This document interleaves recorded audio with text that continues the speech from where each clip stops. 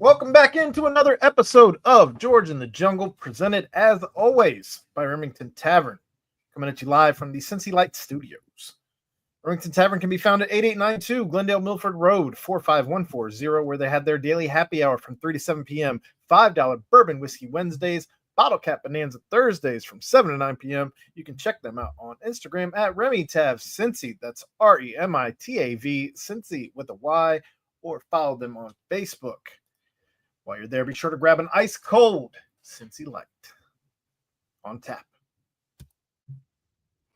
George, it is Tuesday. It is All-Star Tuesday. Got my ice cold Cincy Light right here. There you go. It's All-Star Tuesday. There's two Cincinnati Reds playing in the All-Star game. We'll certainly get to that. But you had a birthday that you wanted to talk about. Yeah, a birthday party for Tay Baker. Hardcore UC fans are going to know him. He turns, they had the birthday gathering today. His birthday's actually in September. He'll be 98 years old and still with it, still, sharp as a tack. He's what a great gathering it was. But a lot of guys, so he coached in the 60s and maybe even some in the 50s, played at UC, was a member of the team back in, I want to say, the 40s. And then ended up, as an assistant coach, coached some baseball too.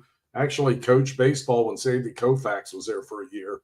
Then took over the basketball team for Ed Jucker after the national championships and coached UC for a while, then ended up coaching at Xavier in the 70s and is the only guy to coach basketball on both benches in the crosstown shootout as a head coach. So interesting gathering. Wes Miller showed up, God bless his heart, with some members from the basketball staff.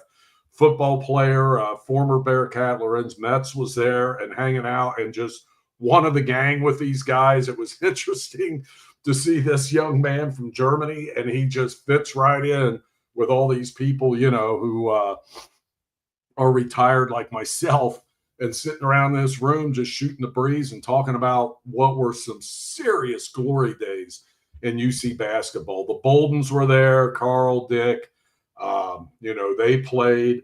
Dick was on the national championship team, then also pitched in the major leagues. Think about that. It was wonderful. Tony Yates, his wife was there. Paul Hoag's wife was there. We've lost both of those guys, but it was really, really a neat time. And, I'm missing some really good names that were there, but it was a fun time. And just a little gathering, everyone sang happy birthday to Tay, and it was very interesting. And those guys get together. First of all, they have that group that gets together every Wednesday in St. Bernard at the McDonald's there on Mitchell Avenue, and they still do that. I believe it's every Wednesday they do that.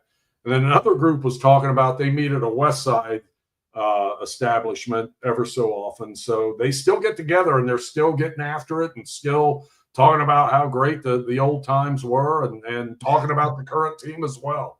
So it's interesting. A lot of those guys told me, they still go to the games. They have season football tickets, season basketball. Dick Bolden he's got baseball tickets, season tickets. It's fun that those guys, that played in the 50s, 60s, 70s are still very much involved. Roland West was there, and he's an all-time great and great human being. And it was impressive. It was fun to see them get together and have fun. So happy birthday coming up. Happy number 98 for Tay Baker coming up in September. Well, you decided to start the show off with some basketball stuff with Wes Miller and some of the gang being there. Let's just follow that up with just a real quick topic we have on Cincinnati men's basketball. They add Georgia, or in the process at this point of adding Georgia to the non-conference slate. So that would give them an SEC school, which the SEC was littered all over the tournament last year. You get potentially a pretty good non-conference game, a non-conference matchup there. Probably a bit better than the last time Cincinnati saw them in, 21, I think it was? Yeah, you may be right. Yeah. And Cincinnati won pretty easily in that one. But Georgia, what do you think? Look, anytime, you can schedule other power conferences and teams that, have a little something going on, maybe they're not top of the heap in the SEC, but we saw how the SEC has upped their basketball game in a hurry. And, obviously there's some programs in that conference, starting with Kentucky, who have been good for a long time, but I'm all for it. Anytime, you get these name schools and these legit Power Four teams to go against in the non-conference, I'm all for it. I know you got to stack some wins, but you also got to stack some experience for your team playing in, against tough competition and tough environments, and just you got to throw it out there and get these guys battle tested. And I know they get a lot of that in the Big 12. They really, really do. But I think, you want your program up here. I mean, the other schools do it, and they'll schedule a lot of tough teams in non-conference. And that doesn't matter if they're in the Big 12, if they're in the Big 10, if they're in the SEC. These other schools seem to be able to get it done, and I'm glad to see Cincinnati at least taking a partial step in that direction. You don't want them all to be these tough toss-up games in non-conference, but you got to have some. It looks like they've got the game with Dayton, and Dayton may be down a little bit this year, but I love having, they're going to do a home and home with them, and having a school that's close like that. I mean, there's so many good programs in this area. It's almost inexcusable they don't play each other a little bit more in the non-conference, because fans love to travel to those games too. Even when they played Butler, it's kind of nice to just drive to Indianapolis and see a road game. It looks like that'll be played. It's being reported that they're finalizing this agreement. It's not finalized yet, but it's a neutral site game on December 13th inside State Farm Center in Atlanta. So I guess it's neutral site. I don't know that Atlanta for Georgia is neutral site, but it's part of the 2020. It'll be part of the 2025 Holiday Hoops Giving. So keep an eye out for that one. That said, there's some pretty big news that came out from the NFL on a team that we normally don't talk about, but since he is Bearcat, we will kick off talking about the Bearcats football with Sauce Gardner becomes the highest paid cornerback in NFL history. It's a 4-year, $120.4 million deal, $30.1 million per year. This coming on the heels of yesterday, they inked Garrett Wilson, who had himself a $130 million deal. So they spent $250 million on two dudes who both happened to win Rookie of the Year, for one for offense, one for defense in 2022. But PFF had him graded as since he came in the league, first as far as grade goes at 90.7, tied for first with 43 forced incompletions, and first all alone with 50.9% completion rate allowed. And he is your new highest paid corner. Congrats. And he is delivering on every promise people thought he had coming out of college to translate to the NFL and play at that level, which to me, outside of quarterback, I feel like corner's the toughest position. I think about it. You got to stick your head in there on runs, and these are big dudes, stick your head in on Derrick Henry, coming around the corner when you're a cornerback, and you got to hit him. I just think it's such a tough position to play, and you're talking about elite athletes, and this kid made a smooth transition. Obviously, a lot of pressure going to New York, and being, a high draft pick, and the spotlight on him brighter than it's ever been in his life. And he's handled it like a champ. And, we saw that out of him here. Honestly, the minute, the coaching staff realized, oh, my God, we've got a talent here. You heard rumblings about how good they thought this kid would be, and it didn't take him long to prove it on the field.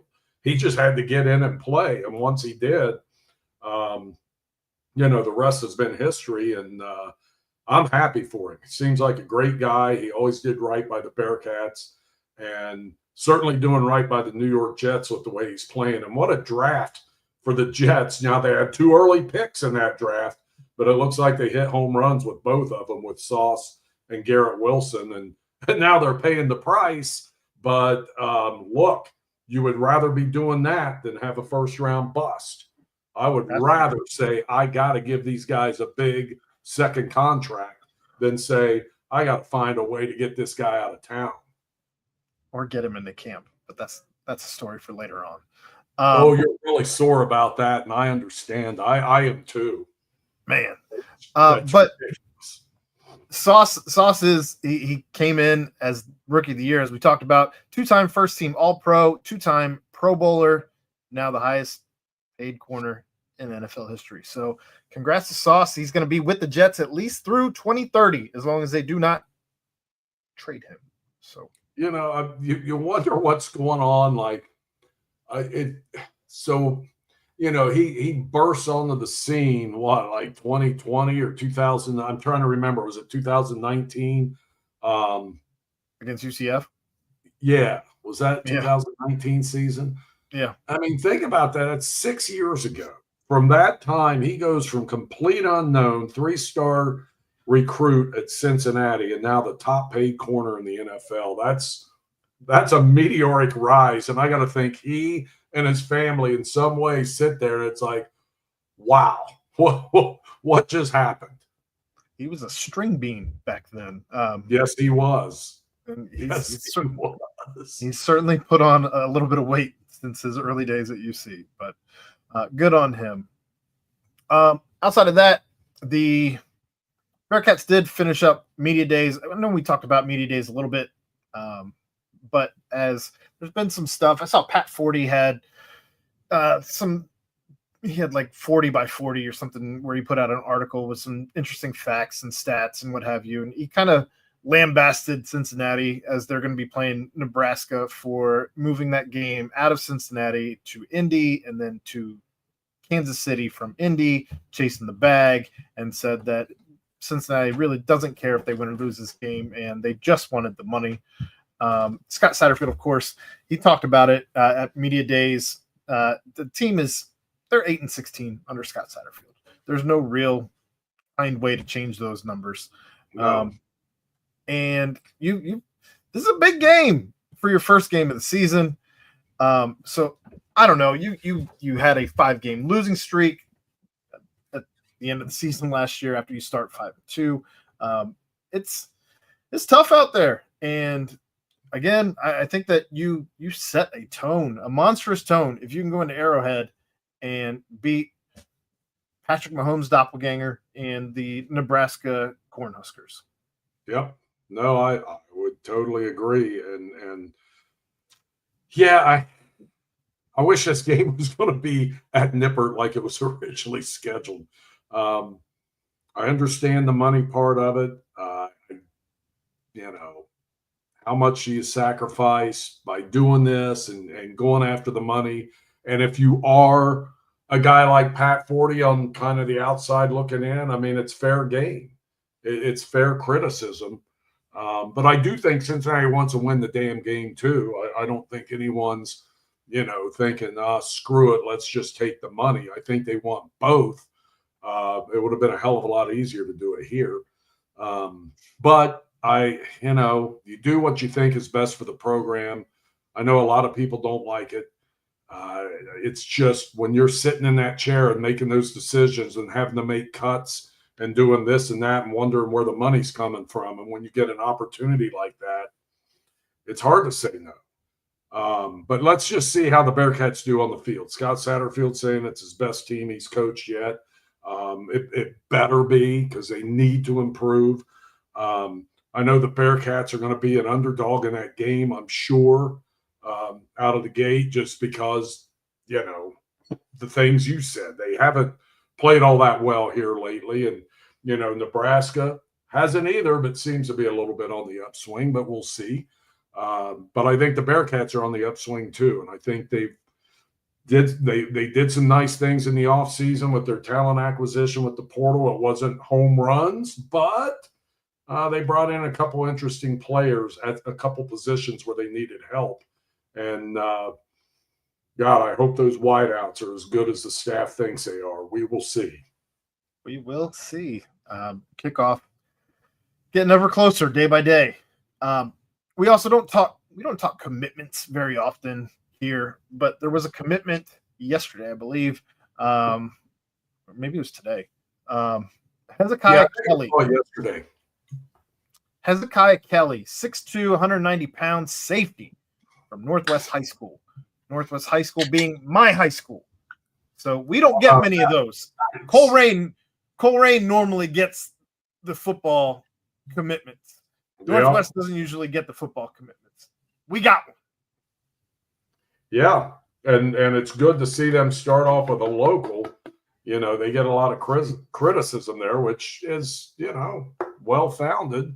To me, you ought to recruit your backyard. And I know there's, probably some that they know, okay, this kid has no interest or whatever. But you got to make that, honest to God, that's probably the best thing Luke Fickell did, was make that such a high priority. Now, part of it, he already had the groundwork done because, as an Ohio State assistant, they had their tentacles in Cincinnati from day one. Right. But this group, and I don't, if you got to go hire some guys that have their tentacles in it, then you do it. Whatever you do, you got to get those locals.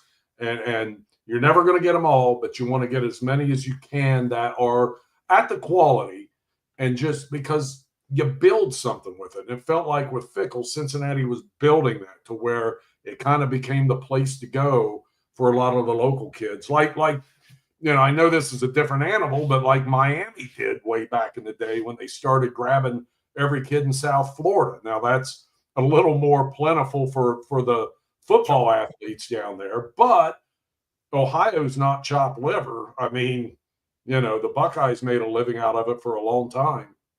Look, George, say what you want about Scott Satterfield and this recruiting staff, but they have managed to keep Dante Corleone in Cincinnati. They brought Joe Royer home to Cincinnati, and here you see them, getting another Cincinnati kid. So it is not always the easiest thing. Cincinnati's had some down years, if we're being completely honest, especially when you see programs like a Colerain just be terrible.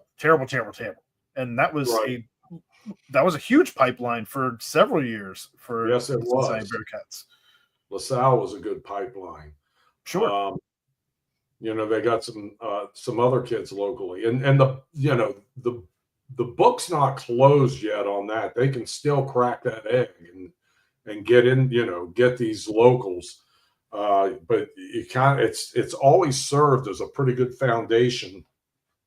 Even when UC was kind of just in football, which was for a long time, they got a lot of kids locally to come to that school, and a lot of them became some of their better players. And I still think, that's something they probably need to do a better job mining that and getting in there and doing it. And I'm not saying they haven't tried, but you got to start seeing results. So that's, number one, you got to make sure the kids can play at this level. You can't just go for some guy because he's local. He's got to be able to play. So I understand where they look outside and have a chance to get other kids that can play at this level that they necessarily may not get around here, but they kind of got to lay a foundation to where eventually, you've got enough kids in this area interested in playing for the Bearcats that you don't always have to be going outside the so-called state of Cincinnati to get all your talent. You need to do both, and they need to do a little better job locally, but this helps. This is a good start. Well, I'm pleased this punch that a Northwest Knight has committed to the Cincinnati Bearcats for 2027. I am too. That said, there were draft in this class coming in, right? For 26. Yeah. I'm not sure off the top of my head if I'm being completely honest. I believe so, but But in any case, for 4 hours, so I don't know what the hell I'm talking about. It is All-Star Tuesday, so I did want to talk a little bit baseball, but before we get off of the University of Cincinnati, there were two guys from this year's Bearcats team drafted in the MLB draft these last couple of days. First was Landon Bitterick, actually drafted before Big 12 Player of the Year. And Landon was selected in the third round, pick 104 by the LA Dodgers. But Carrington Cross was selected as the Big 12 Player of the Year. He goes to the San Diego Padres with the 220th pick in the seventh round. The Landon Bitterick becomes the fourth Bearcat ever selected in the top three rounds. Both those guys going out to the West Coast, or at least to their lower affiliate teams. Yeah. And if you would have asked me 2 months ago, I wouldn't have had Bitterick going before Cross. And, I'm not a Major League Baseball talent evaluator, but Bitterick does have, everything across the board, great arm, speed, everything. Can hit. He's got all those tools. But I think Cross in the seventh round for the Padres, I mean, seriously, if I would have had a pick in the fifth round and I'm the Cincinnati Reds, I would have taken that kid. I can't believe he didn't go until the seventh round. I don't know if it's because of his age. Big 12 Player of the Year, and that, I mean, you got to have something going on to be the Big 12 Player of the Year. It has to be his age, right? Like, that's the only thing yes, that's what it is. Because they're projecting that he's developed. That's what they do. So he's developed, and Bitterick's younger, and he's got a little more growth, and they're basically thinking that the development in Cross is probably not a whole lot more room to develop. But my God, what a year he had! He seems like he does everything pretty well. I just really, because quite honestly, after the first few rounds in baseball, then you're throwing dice, and I'm going to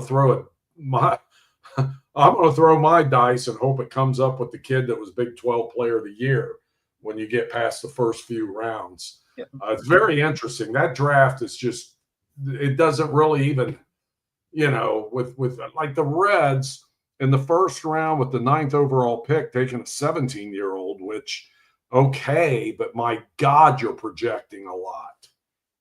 Another shortstop. And that's the next topic I wanted to get into before we talk about these All-Stars. The Cincinnati Reds did take a shortstop, another shortstop, because they can't get enough middle infielders and center fielders. But generally, your best player on the team at the high school level is playing shortstop if he's not pitching. That's generally how it goes. So when you're drafting high school kids, a lot of them play shortstop. And that run on shortstops early in that draft was just amazing. But that's just the nature of the beast, because I know the teams I played on in high school, I didn't play shortstop, so that'll tell you I wasn't the best player on the team. But the generally in high school, like some of the best players I played with, if they didn't, if they weren't playing shortstop, they were probably pitching. So that's kind of what that's part of it. And I hope, this kid does develop and turn into what the Reds think he will. But man, oh man, there's a lot of projection going there. Yes, you're really, and that's what baseball does. I mean, you got to try, when they signed Elly de la Cruz, they were projecting him, but they had no idea he was going to turn it, because he was a little scrawny thing that wasn't as tall as he is now. And they hit the jackpot. Quite honestly, they got lucky. But, you take those chances. You see something in someone at that age and think, okay, and in the Reds' defense too, and what they said, and they're probably true, this kid reclassified. If he hadn't reclassified, there may have been talk of this guy being the top overall pick next year. So, there's that aspect to it too. But that baseball draft, I mean, you roll the dice like crazy. I mean, there's been some great ones drafted late. Well, think about the Reds. Suter was drafted, and back then they had more than the 20 rounds they had. Now they used to go until teams didn't want to pick anymore. But he went in round 30 something. They did. I'm not kidding. They did. That's how Mike Piazza was a really low draft pick. Like he was in round 30, 40, 50, something crazy if you look that up. Mike Piazza. Suter was in the 30s, I think. He was drafted in like the 30-something round, and he made the major leagues. And it's funny because those kids that get drafted there, 30. So I would follow him because he was a local guy, and I had some local interests. And then my friend is his father-in-law. And so I kept an eye on him.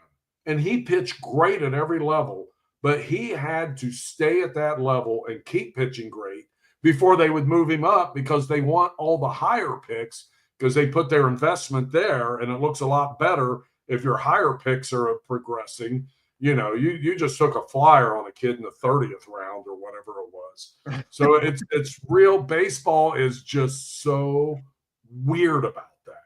I mean, I think you get your hands on someone and they're succeeding and all that. You're like, okay, we'll bump them up and move them right along as if they were a first-round pick. But baseball is so freaking weird with this stuff. But whatever you are, wherever you're drafted, if you're going to make it to that major league level, you're going to earn it. I shouldn't say every first-round pick has earned it, but most of the guys that get up to that level, they've had to earn it somehow. There's exceptions, but and I remember the Reds have had a couple where they're just like, we drafted this guy in the first round, and by golly, we're going to make it work, and he's going to be a great major leaguer. And, they push him along and they flame out. Well, he's got a name at least that he should be playing under the lights with. I feel like that's a good name for a baseball card, Steele Hall. Yeah, that is a great name for a baseball card. In the second round, with the 51st pick, they took a right-handed pitcher, Aaron Watson. In the third round, 83rd pick, they took right-handed pitcher Mason Morris. In the fourth round, with the 114th pick, they took Mason Neville, an outfielder. In the 145th pick, in the fifth round, they took outfielder Elly Pitts. Elly, E-L-I. Yeah, probably Eli. But Eli. Did you happen to see round 6, 7, and 8? I did not. For the Reds. Okay, so I'm just looking down the bios and stuff. Listen to this. Round 6 and round 7, they took pitchers who are currently coming back from Tommy John surgery. Well, you don't have to get it if you've already had it, usually. And in round 8, they took a pitcher who missed all of last year with Tommy John surgery. Well, I wonder what's going on there. That's very odd to me. You drafted Hunter Green, and he misses his very first season with Tommy John surgery. So round 6, 7, and 8. These kids are throwing too hard. Their bodies aren't. No, you're absolutely right. They're throwing this hard. I know. Earlier and earlier. It's crazy. It is crazy to me. And then it's like, I will say this, though. The success of guys coming back from that now has been pretty impressive compared to what it was way back when.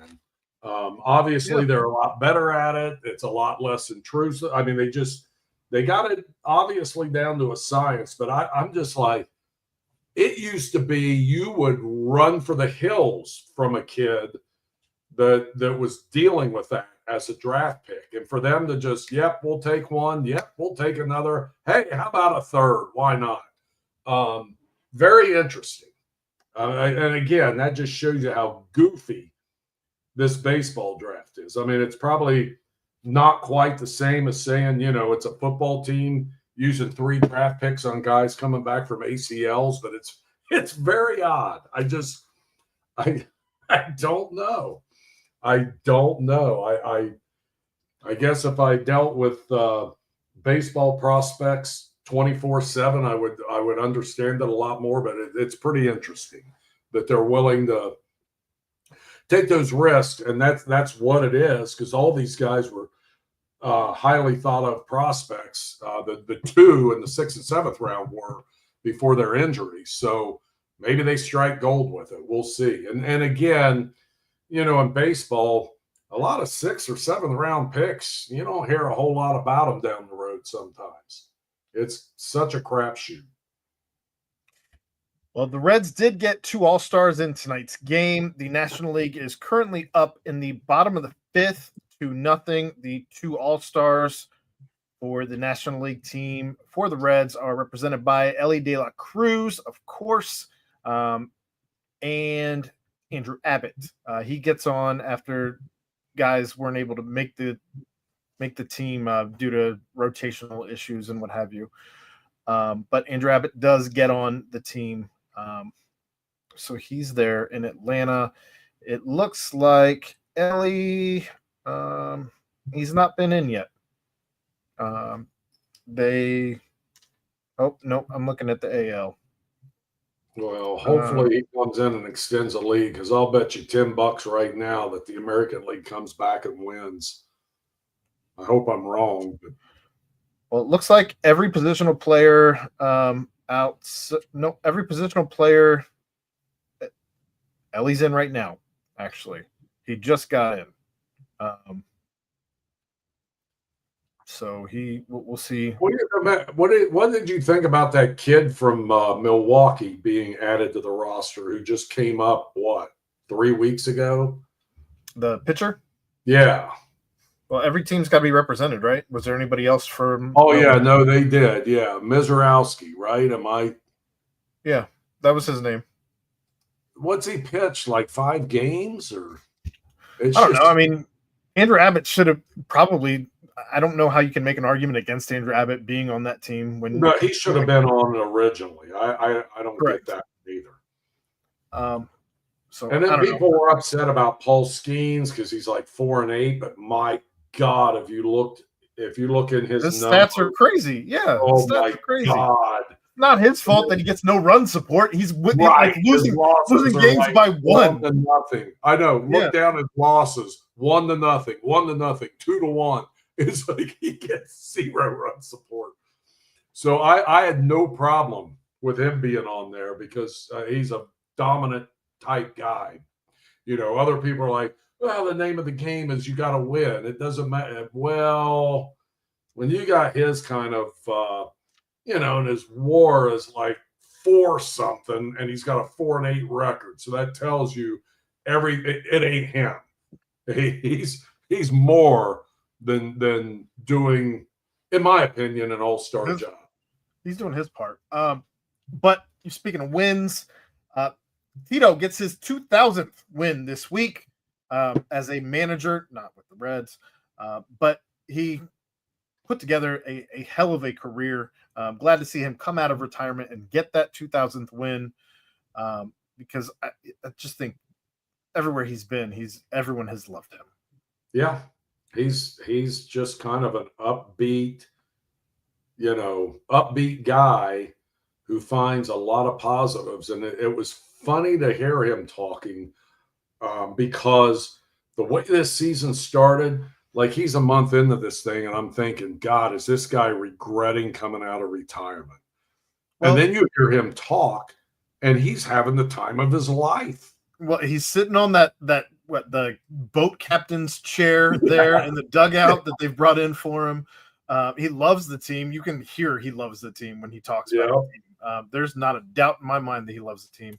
And he's just different. The way that he disciplines guys, he lets you know that he's disciplining him, but he doesn't let you know a single inkling as to what he's actually saying to these guys to motivate them to do things differently. He just handles himself in a very poised way. He's the type of guy that you want at the top of your organization, without a doubt. And he got his 2000s win this week, but it was a rough go of it. As you play two teams that you probably should win more than 4 games against out of 7, but they do take 2 games from the Marlins, winning the last 2 of the series of the 4-game series, and then they did the same thing against the Rockies in a 3-game series, winning the final 2. The Rockies, you probably should have won the first game as well. However, you let one get away. Totally.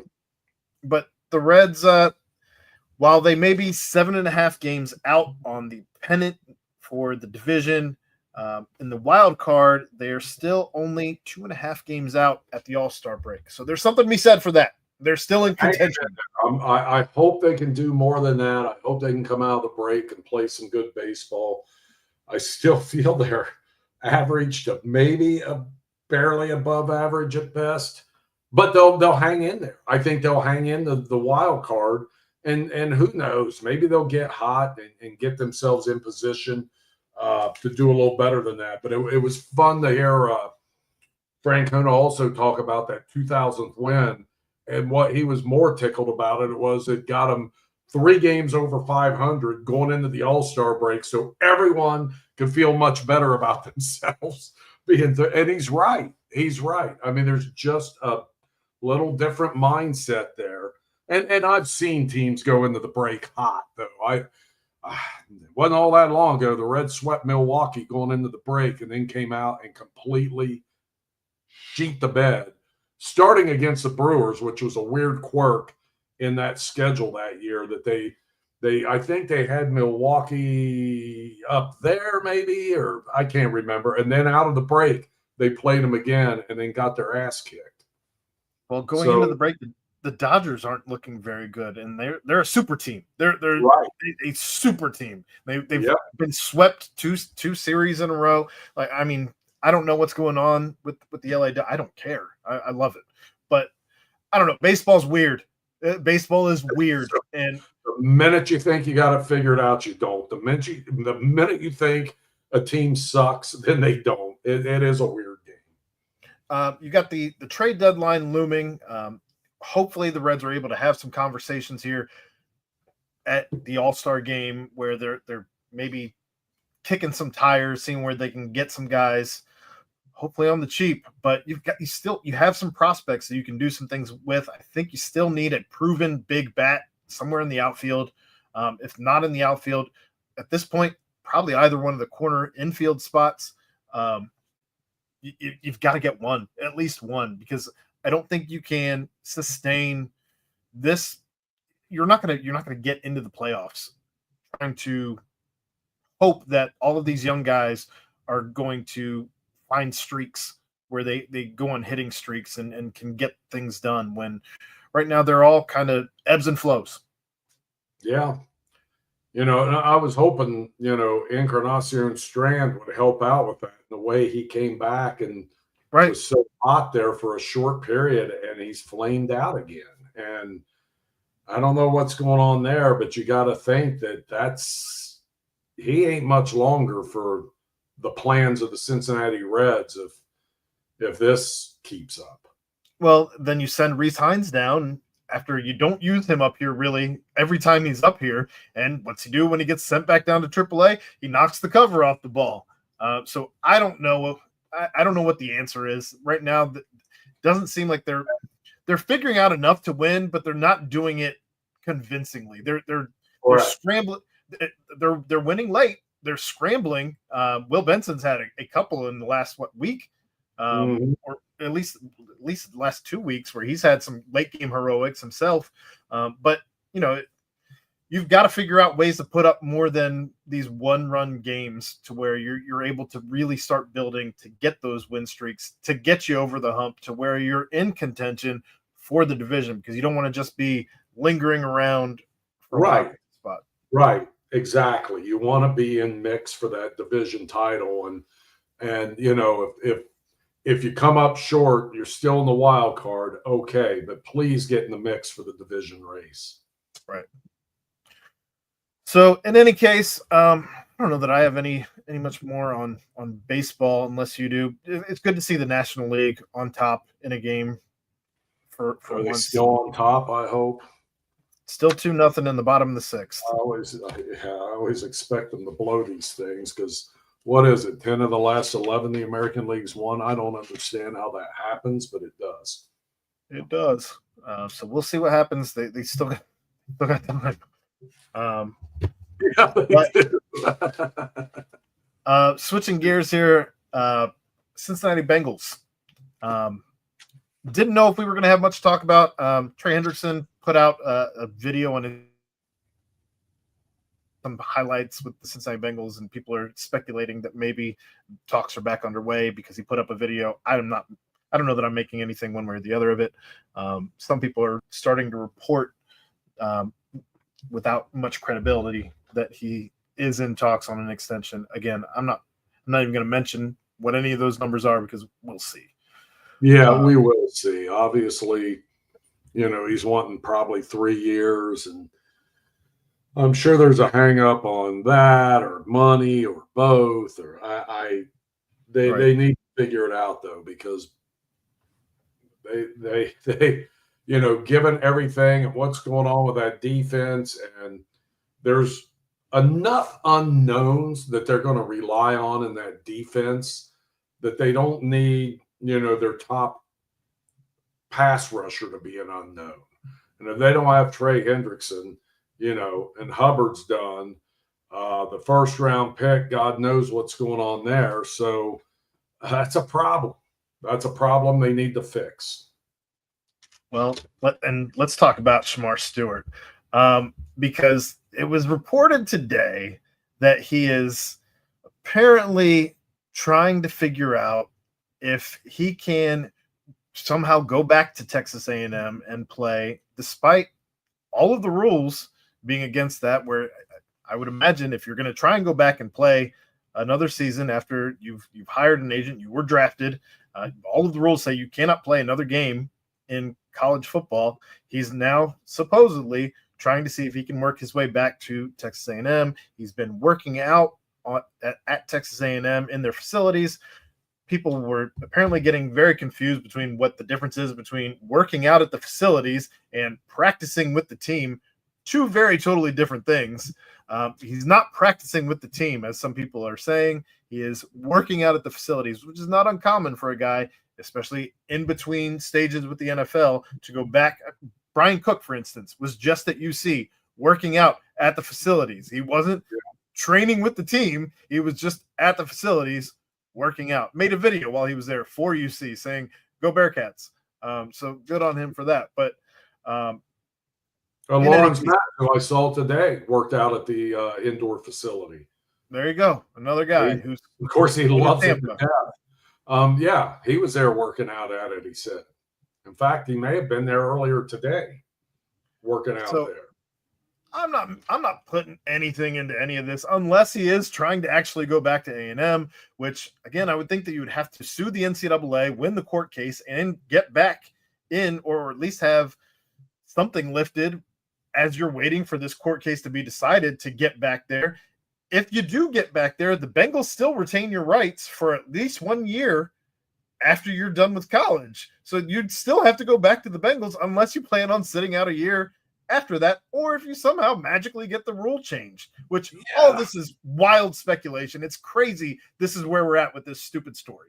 Yeah, it is great. There's so many levels. So, I mean, and I've read some stuff too, where if he plays football this year somewhere, the Bengals retain his rights, but if he doesn't, then maybe it's treated differently. It makes no sense to me. It makes no sense. He would re-enter the draft, but the Bengals cannot draft him if he sits out a year. If he sits out. But if he plays, then they retain his rights somehow. I don't get that. If he sits out, I can't imagine he's a first-round pick again, because I don't know any team in the NFL that would allow that.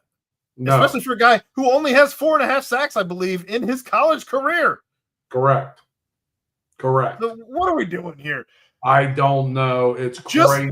And get to the finish line. This is stupid that it's been drawn out this long. And you're looking at what July 19th. Camp starts July 19th, right? Yeah. Just get it done. The second round pick isn't signed yet, right?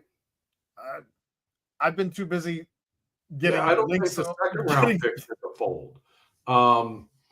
So I don't know what the heck's going on. And obviously that kid, they're expecting him to start.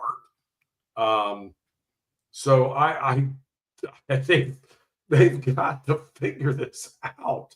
Just drop the clause. How the hell do you get T and Jamar done, and then you let this other stuff just kind of go by the wayside? It's stupid. I really think they're going to get the first round pick done. I think they're going to figure this out. But the Bengals don't give sometimes. I mean, sometimes they hit a stumbling block that maybe shouldn't be a stumbling block, but it's not a hurdle. It's like a big, tall brick wall to them. I don't know why they do that, but they do. You're being careful with your words because you have connections. They are stubborn as an old mule. Just get to the finish line. Get it done. We shouldn't even be wasting breath on it anymore. July 19th is 4 days away. Does it send a message too that, holy crap, it's not really all about wins here? It's an organizational disaster. Correct. And if you're anyone, every player on this team has to be scratching their head over this stuff, going, you got to find a way. I mean, you bring the kid in, you bring his agent in, you bring everybody in and say, okay, what's the issue here? What's the problem? How do we get around it? How do we make this work? What is it we have to do? I mean, and by God, I saw somebody else yesterday. I was reading about this very subject, and it's like they worded it very. It was very soft spoken in that they just find a way to screw things up at the worst possible time, because this is the worst possible time to have what you thought were going to be your two edge guys, and they're both in contract disputes over piddly stuff. And when it comes to the first round pick, I'm not going to say Trey's stuff is piddly. That's a lot of money. That's a lot to think. Okay. But if you look at how he's progressed, and his best 2 years have been his last 2 years, I'll tell you what, I'll give him a 3-year deal and take the next 2 years. I'll worry about the third year later. If he gives me two damn good ones like the last two, I probably got my money's worth. I agree. So the whole thing's stupid. They're the now same you got me fired up. They're the same position. Just get it done. Get it done. I know. It's crazy. They picked the worst time possible to make a point. Just out here punching themselves in the face. Yes, exactly. So one last topic change here. FC Cincinnati, they stumbled a little bit here, George. They lose at home to the Columbus Crew. They lost by a lot. They lose 4-2 in this one. This hell is real match. Columbus just seems to have their number, man. I don't know. They cannot. It feels far more often Columbus beats FC Cincinnati than FC Cincinnati beats Columbus. That said, looking at the table now, Cincinnati is in second. Philly passes them up. As far as points go, they are at 42, Philly at 43, but don't look too far ahead of yourselves. Miami is next, and they are at 38 points on the table here, so a lot could change quickly if they don't. Yeah, they haven't played as many games because they were in that. I guess they were in that World Cup thing, that Club World Cup deal. So they've got to. In fact, they're playing a lot of matches now, like Saturday, Wednesday stuff, to catch up. But they're playing very well, and Messi is like tied for the lead in goals and has played 3 less games than the guy that's tied with him. So they need a win, a bounce back win, and it's at home tomorrow night against Miami would be huge. That game Saturday, I'm turning it on, I'm doing some other stuff, and it's like, oh hell, they're up 2-0 within what was it, like the first 5 minutes of the match or whatever. It's like, okay, they got this thing, and then kaboom. And it wasn't like they laid down. They didn't. They had some other opportunities and didn't convert, and it bit them. But you shouldn't, they had some unfortunate stuff happen, and that last goal wouldn't have happened if they weren't already down, because they just sold out, which they had to. But that was a tough loss. You can't get up 2-0 on a rival and then let them beat you 4-2 or 3-2 or any. You got to win that match. But it sounds like it was more.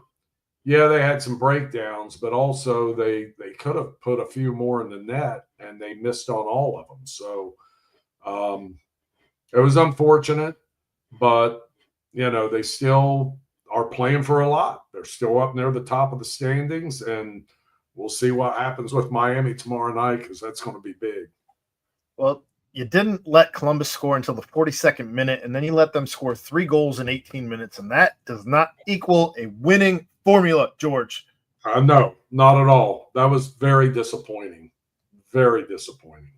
But they have not let many opponents score 4. That might be the only time they've let anyone score 4. Yeah, you may be right. You're probably right.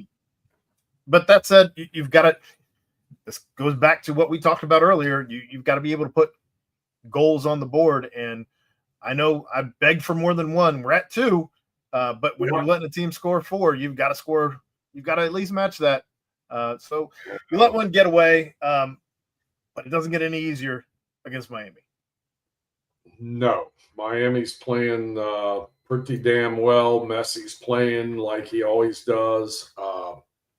We shall see. That'll be very interesting tomorrow night. But I still think this team's going to be there. They're going to be in the playoffs, and they're going to be a factor.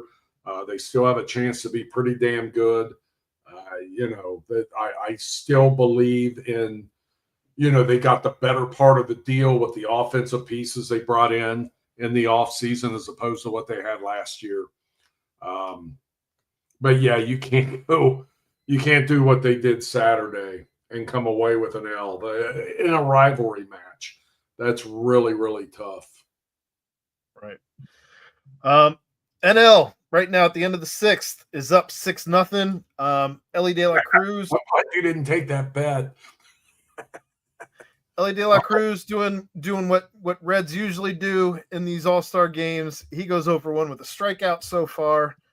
So just a lot more of the same. Andrew Abbott, though, pitches 1 inning and 13 pitches, 8 strikes, no runs. So good on you, Andrew Abbott. Dude, he is tough. He is a tough little customer. Tom Browning should be proud of his son. It's so uncanny. If he works like him, it is so uncanny. I mean, easy comparison because they're both lefties, but no, there's just a lot of the same, including the mentality on the mound. I mean, they just get the ball and throw it and have this bulldog mentality. In fact, that was one of the names Pete had, called Tom Browning Bulldog, and then he called him Puggy sometimes too. Who knows? They called him a lot of things. I don't have anything else this week, as it's already 10 after 10 because you were running a little behind due to golf. But you got anything else for us? You got anything else for us here this week, George? No. Let me just say I hit the ball better tonight than Saturday, but there's still a lot of room to improve. Well, hopefully that rain lets up for you at some point this week. We'll see. Yes, thank you. That's going to wrap things up here for us at George in the Jungle. Thanks again to Cincy Light and to Remington Tavern for sponsoring the show. Check out Remington Tavern at 8892 Glendale-Milford Road, 45140, where they have their daily happy hour from 3 to 7 p.m. $5 Bourbon Whiskey Wednesdays, Bottle Cap Bonanza Thursdays from 7 to 9 p.m. Check them out on Instagram at RemyTavCincy or follow them on Facebook. But for George Vogel, I'm Aaron Smith. We'll be back here next week at 9 p.m. on Tuesday talking all of your Cincinnati sports.